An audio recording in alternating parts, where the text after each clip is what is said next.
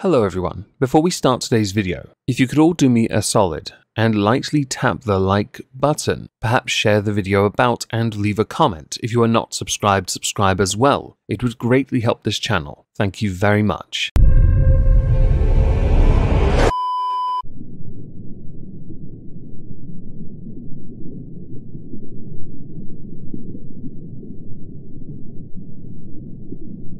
Well, isn't this just fantastic?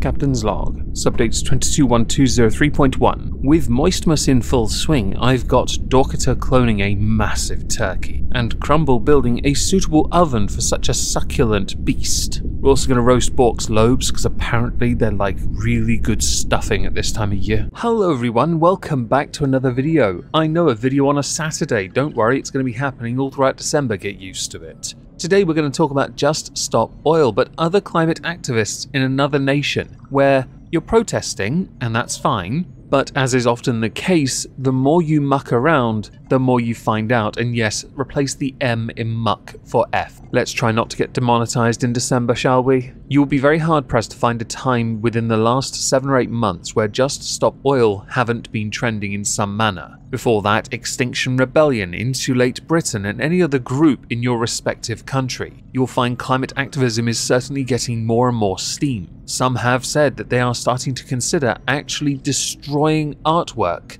to get their point across. I say consider, well, they might find themselves blackballed from their favourite supermarket, which in the case of all of them snobs is Waitrose. Because they are all remarkably middle class, you'll find them also looking for their yachts in the discount aisle next to their truffle-fed Kobe beef. And if you're one of those activists and you're watching this video, if you don't know what the word al dente means, you're not middle class. And clearly you're just sheeple. Congratulations. As I have said in multiple videos in the past, covering Just Stop Oil, they are not doing anything to at any point get on the good side of the average Joe, the pedestrian, the white collar, blue collar, the regular person, the muggle as it were, the person just trying to get by, the person struggling to pay their bills, the person trying to just push forward because just to get involved in your activism does not yield a positive outcome for them. Their focus is on things like the roof over their head and the foods in their bellies and the children they may well have at home that require care. Something which many of you do not. It's a 4-letter word to you after all. It is a 4-letter word, but in the literal sense of insult. Or is it figurative? What I thought I'd do today is go through one of the reasons that Just Stop Oil was trending, before we go to the realm of King Davy 504, i.e. Italy, and Ezio Auditore da Firenze, and in turn, have a look at how they handle climate protesters. Because the contrast in how one handles the situation is quite startling. We in the United Kingdom do not have what you call the cojones, the fortitude, the ballsack, to deal with the people without being sued into the ground by these mummy's boys and girls, daddy's girls, all of whom have their inevitable parental issues while their parents spoon-feed them caviar, shat out by a lobster, also sold in Waitrose. So to the trending tag, David something. What's been interesting to watch, as Occupy has morphed into Extinction Rebellion, Insulate Britain, and now Just Stop Oil, is how they've cultivated their relationship with journalists. Journalists who are always there at the scene when they commit a crime, giving them maximum press coverage. There is a point there. It's very, almost like quid pro quo. You give us some publicity, and we give you scoops so you make money. Integrity. That's interesting. Another 4-letter word they don't understand. David Something's tweet is a retweet of Charlotte Lynch, who had tweeted, "Yesterday I was arrested by the Hertfordshire police whilst covering a protest on the M25. I showed my press card, and I was handcuffed almost immediately. My phone was snatched out of my hand, I was searched twice, held in a cell for 5 hours, and I wasn't questioned whilst in custody. Who needs civil rights when you've gone back in time to Hertfordshire?" Mark Goddard. Let me just throw this out there. There's a vast majority of these Just Stop Oil clowns holding up motorways, infrastructures and vandalizing landmarks and art. Couldn't give a rat's ass about energy, fuels, or the future. It's about disruption, anarchy, and getting one on the system. It certainly seems that way, especially when one had to point out to them by gluing themselves to things they were using as solvent. How are they made again? Croft Manor. I don't usually swear on here, but Just Stop Oil are a bunch of complete wankers.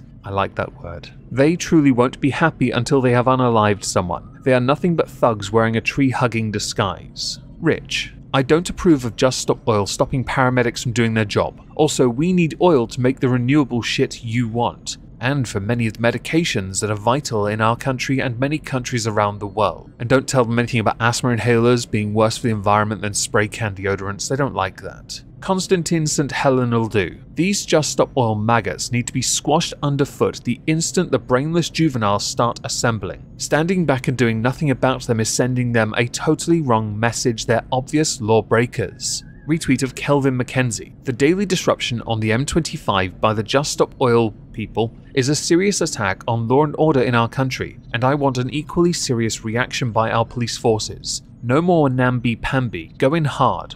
The nation will thank you. The initial tweet that drew my attention to all of this was Paul Joseph Watson. Yet again, if this was anti-vaccine mandate protesters, they'd send in the riot cops to kettle them out of the way. But Just Stop Oil has establishment protection, so they get kind words and a police chaperone. Underneath is an image. And I didn't think this was true, but there's a YouTube video for it as well from The Telegraph. An article titled, "Watch, Just Stop Oil bombarded with abuse by angry pedestrians. Officers make no arrests at protest, with one saying they're walking down the highway and we are facilitating them." The funny thing is, it is a case of people walking down a highway, the regular people saying, "Can you please get out of the road, you're making us look bad," and those holding the orange signs saying, "Hush, oik, I'm here to protect the future. You're old. Shut up, you don't understand. The world needs us." Or something akin to that. Before we go European with our responses, I want to go to the article so you can understand the frustrations from the people and the police's response to all of this.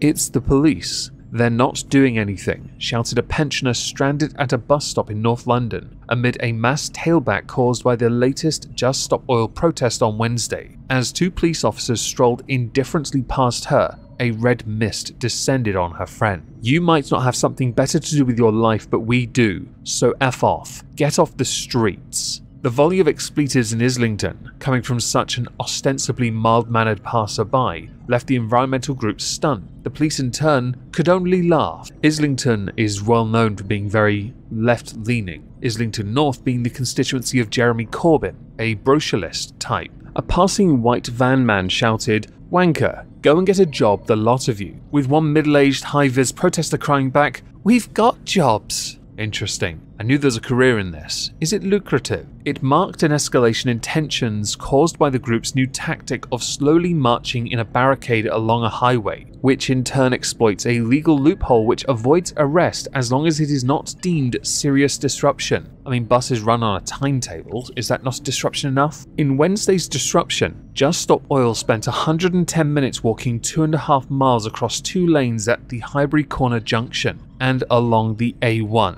as well as the Barbican, just as they did on the Strand on Monday. They then caught the Metropolitan Police off guard, with van loads arriving 20 minutes later only to walk in tow before letting them freely leave. Understandably, they are turning on the police too. I'm somewhat surprised politicians haven't found a way to turn that legal loophole into dust, because they've been looking for other ways to, let's say, inhibit a protester's ability to perform their duties. So it wouldn't seem so far-fetched to believe now they know this one exists, they're going to legislate quickly to, well, remove it. One of the officers did actually explain that they're not doing anything wrong at the minute, they're not obstructing the highway, it's still moving, and it could potentially go on indefinitely. Another officer asked why they were not arresting the protesters, saying, "They're walking down the highway and we are facilitating them." A third said, "By moving, you're just on a protest, on a march effectively. Unless they stop, they're not breaking the law. The problem is the traffic can get past when the opportunity arises, it's a proper grey area." That's interesting. Using a legal loophole. It's clever. Very clever. It means there's somebody within Just Stop Oil with an IQ over 1, which makes that person dangerous.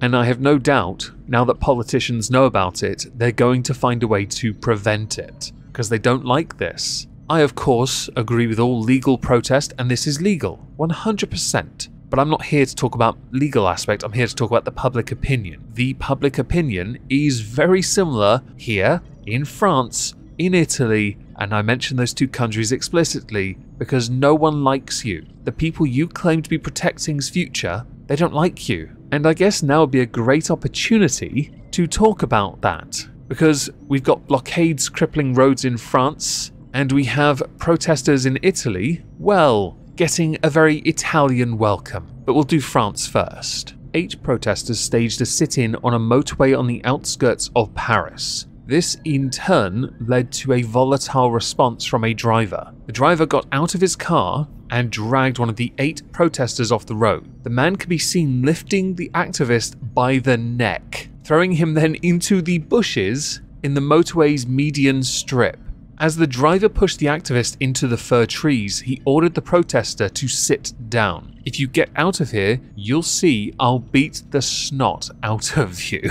While we here on this channel do not condone any form of violence, I have to admit the frustration is scrumptious. As other protesters refused to stand up and blockaded the road, the man shouted, "Get out of the way," and then a word all blanked out. Eventually, the police intervened. They responded by dragging the 4 remaining activists from the A6A motorway out of the way so traffic could resume, all of them saying the same thing, but in French. The climate catastrophe is upon us, the time to act is now, because nothing reeks of helping the environment more than backing up traffic where cars sit with their engines running. Yeah, you really have done your part. In Italy, well, they also have a response to this. And I saw this via Rita Panahi, 2 videos she shared on her Twitter account, one by local team and one from Alexlbnz. And I will admit, these are also quite scrumdiddly-umptious. Putain!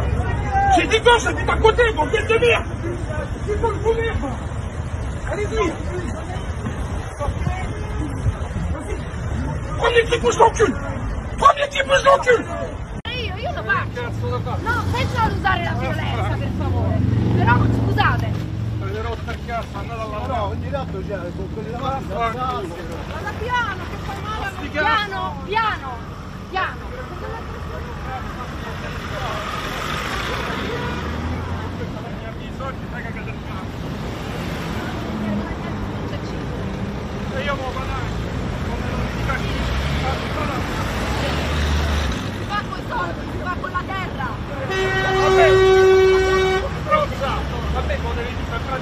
Part of me thinks that this is going to end one way, with an almighty warg, natural selection 101, with the climate activists against the Oikeri, with the Oikeri riding into battle on their valiant steeds, the V8 engine, and the Just Stop Oil activists riding into battle on their not-so-valiant steed, the unicycle. Well, one can hope for an Avengers Endgame moment. I really want to see that. All fighting for the infinity tap, the one that turns on the gas for everyone. I can't run that joke any further because I'm not smart enough. Ta-ta, everyone.